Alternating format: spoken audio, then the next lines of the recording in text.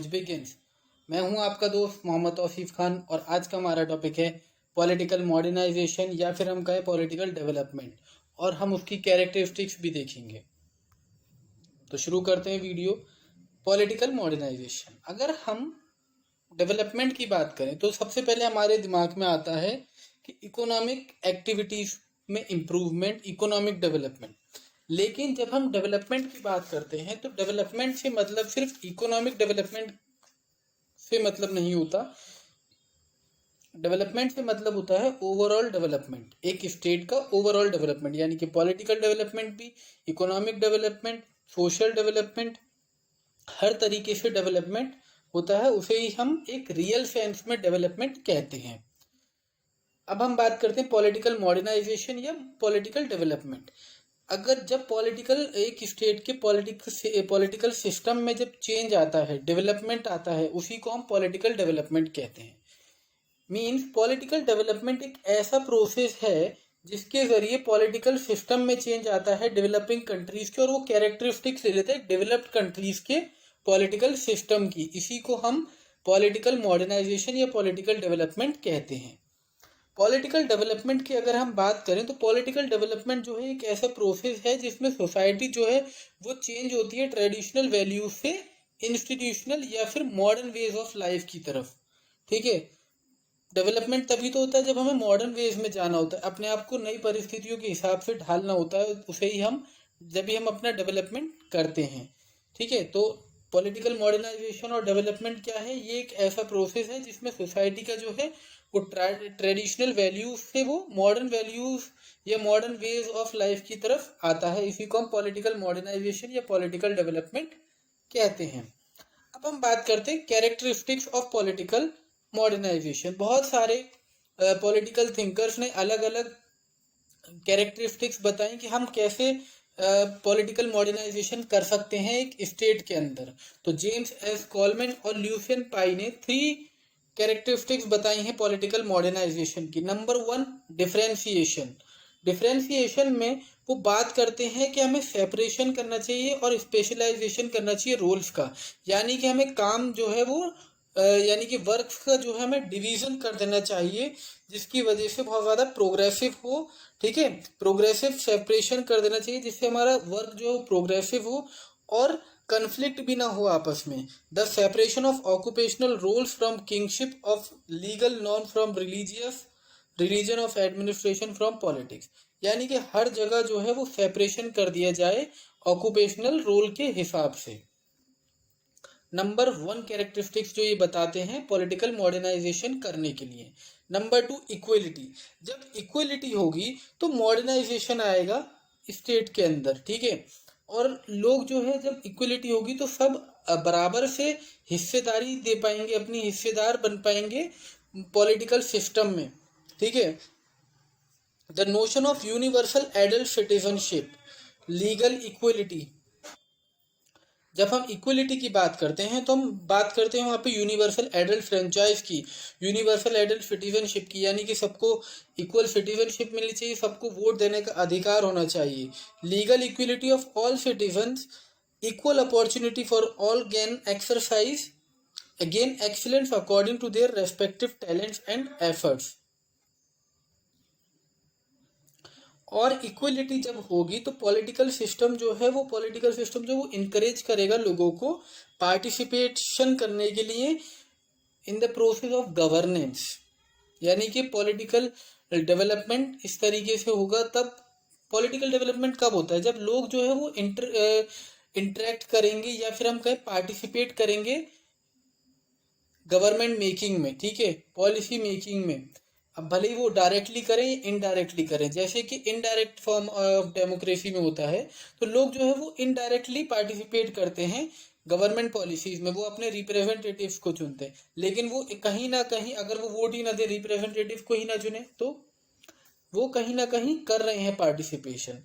तो वो तभी होगा जब इक्वलिटी होगी। ठीक है, इक्वल वोट मिलेंगे, इक्वल वोट देने का अधिकार होगा, एक वोट की एक वैल्यू होगी, इक्वल यूनिवर्सल एडल्ट फ्रेंचाइज की बात होगी।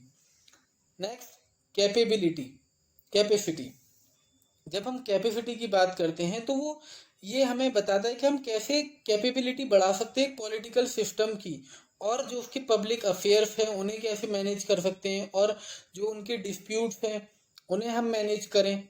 तो कैपेसिटी यही बताता है। तो ये था मॉडल जो कि जेम्स एस कॉलमैन और ल्यूसियन पाई ने दिया था, जिसमें वो 3 कैरेक्टरिस्टिक्स बता दें पॉलिटिकल मॉडर्नाइजेशन या पॉलिटिकल डेवलपमेंट की हम कहें। अब बात करते हैं Gabriel Almond and JB Powell. ये भी एक मॉडल देते हैं, और इसमें भी ये भी 3 कैरेक्टरिस्टिक्स बताते हैं पॉलिटिकल मॉडर्नाइजेशन की, जिसमें नंबर 1 पर है स्ट्रक्चरल डिफरेंशिएशन। स्ट्रक्चरल डिफरेंशिएशन से मतलब है कि ये भी डिवीजन ऑफ पावर के बारे में बात करते हैं, लेकिन ये दो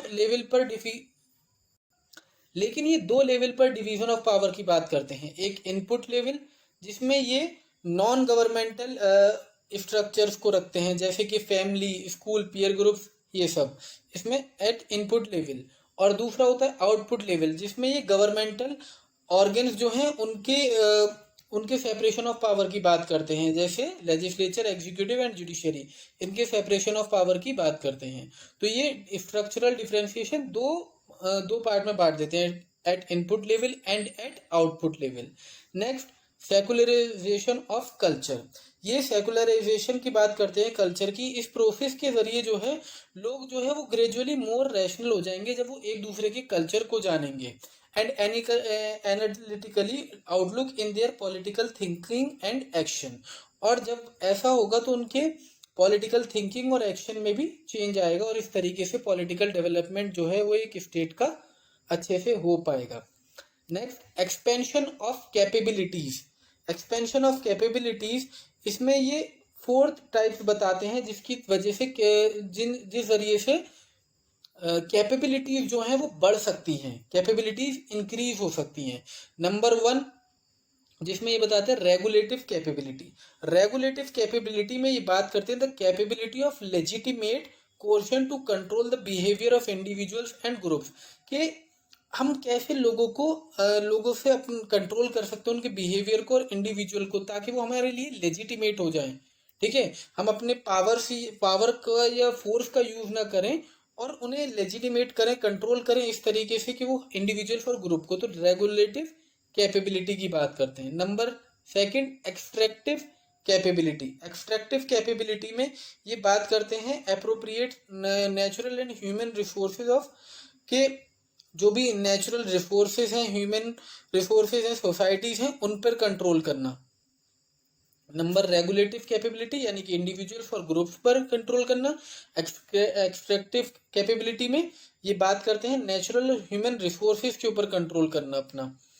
नेक्स्ट, डिस्ट्रीब्यूटिव कैपेबिलिटी में ये बात करते हैं कि जो वेरियस बेनिफिट्स हैं वो इंडिविजुअल्स और ग्रुप्स में डिस्ट्रीब्यूट किए जाएं, ताकि लोगों को जो बेनिफिट्स हैं वो मिले। यहाँ ई आएगा वी के बाद, ये स्पेलिंग मिस्टेक्स हो गई है। Next, responsive capability. Responsive capability ये बात करता है कि लोगों को जो है वो रेस्पॉन्ड करना चाहिए, डिमांड जो सोसाइटी की डिमांड हो और जो इंटरनेशनल इन्वायरमेंट की डिमांड हो, उस हिसाब से हमें कैपेबिलिटीज कैपेबिलिटीज को रेस्पॉन्ड करना चाहिए और डिमांड उस हिसाब से फुलफिल करनी चाहिए। और क्या कहते हैं कि पॉलिटिकल मॉडर्नाइजेशन कब होगा, जब ये तीनों कैरेक्टरिस्टिक्स जो हैं वो साथ में काम करेंगी। A balance development requires that all regulative and extractive capability of political system are suitably matched with its distributive and responsive capability. ये चारों कैपेबिलिटी जो है जब ये एक साथ काम करेंगी तभी एक्सपेंशन ऑफ कैपेबिलिटीज हो पाएगा। तो ये था सेकंड मॉडल जो कि पॉलिटिकल मॉडर्नाइजेशन के लिए गैब्रियल एलमंड और जीबी पॉवेल ने दिया था। I hope you guys understand. Please like my video and subscribe to my YouTube channel. Please support करें ताकि मैं आपके लिए ऐसे ही और वीडियोस बनाता रहूं। Thank you, thanks for watching.